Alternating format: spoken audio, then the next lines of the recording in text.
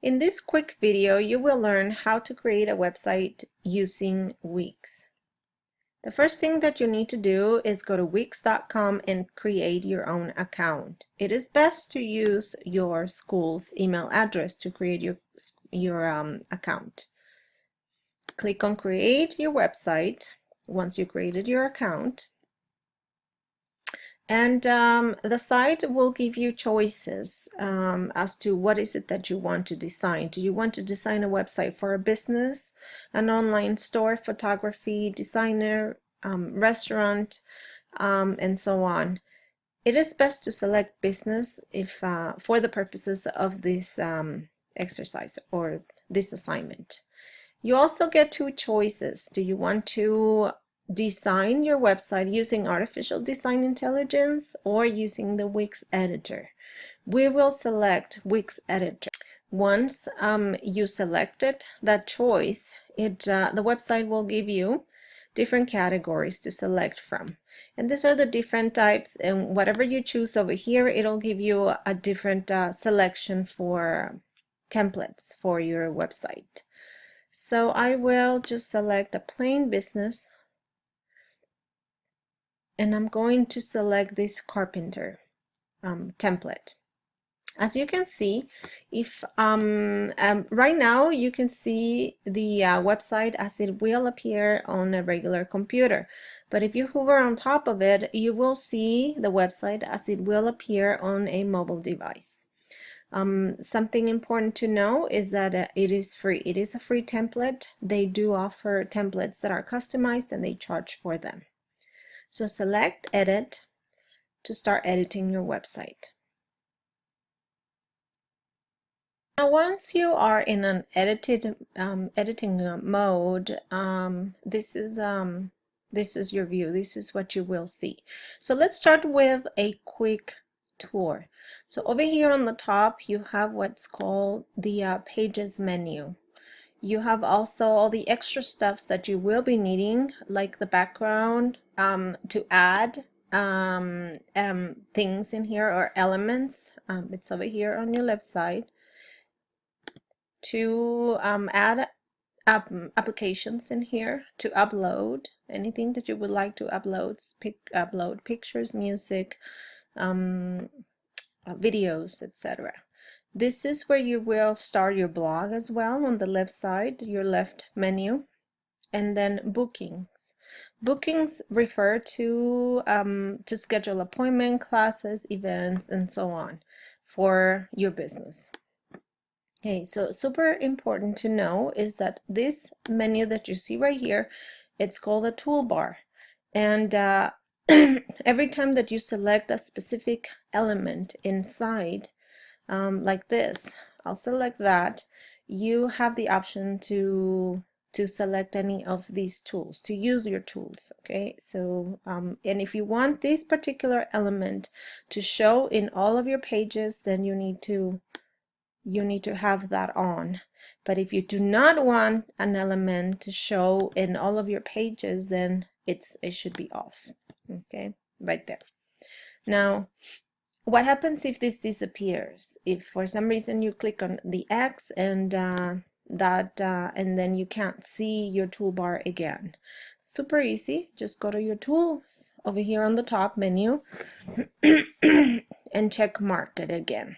Okay, so your tools will give you access to the toolbar, to rulers. If I click on it, I'll see rulers right here.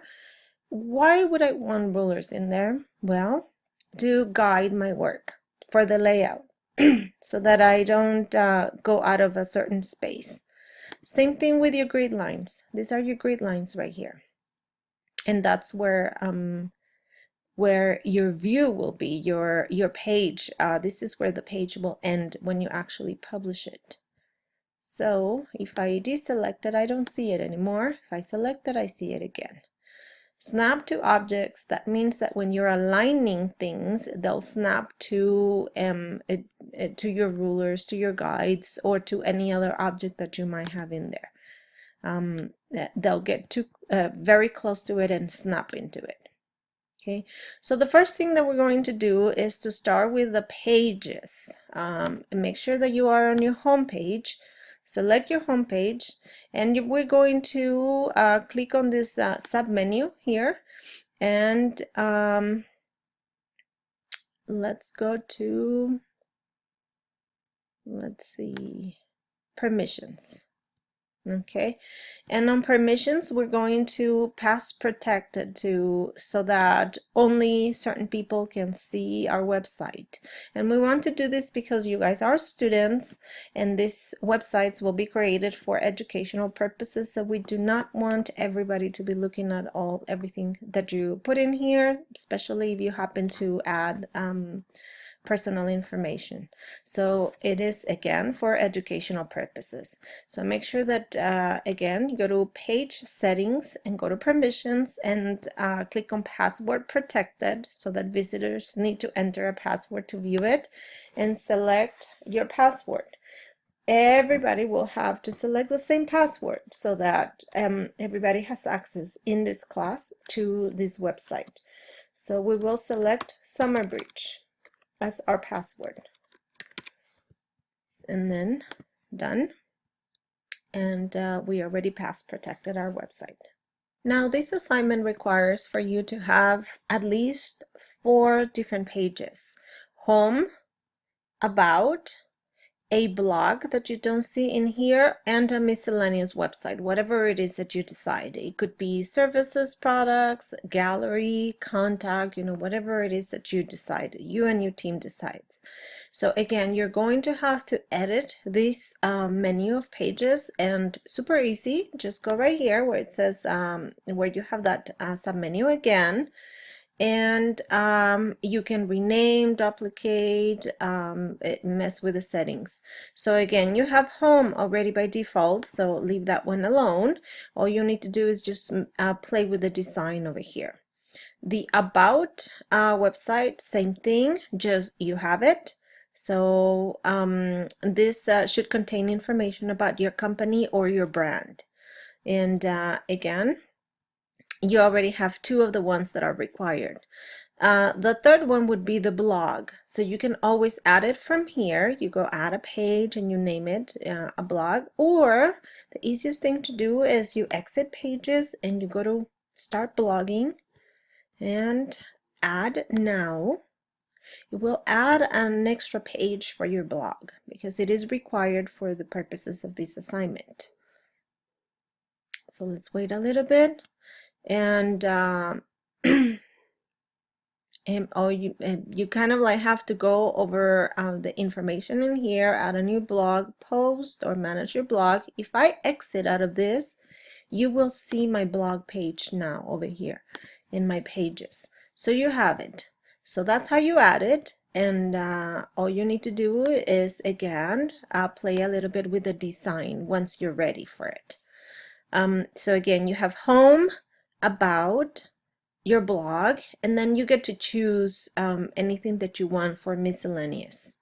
And if you do not want gallery, you can go to the submenu of gallery and remove it or delete it or rename it if you want to. So that's a pretty quick overview of how to use Wix. Remember that you upload through this menu right here.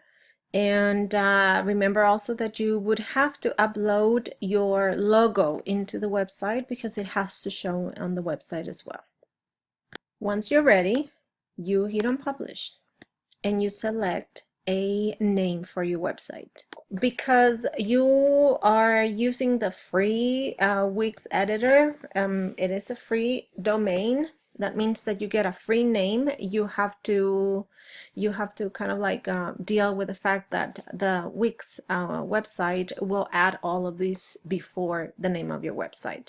So your website will have a very, very long name, and it usually picks up the first part of your email address and then .wixsite.com/ and then whatever name you decide, depending on the brand that you're trying to promote. So if you're trying to promote a restaurant and your restaurant is called Delicious Restaurant, so then you would type Delicious Restaurant, or whatever it is that you want to decide.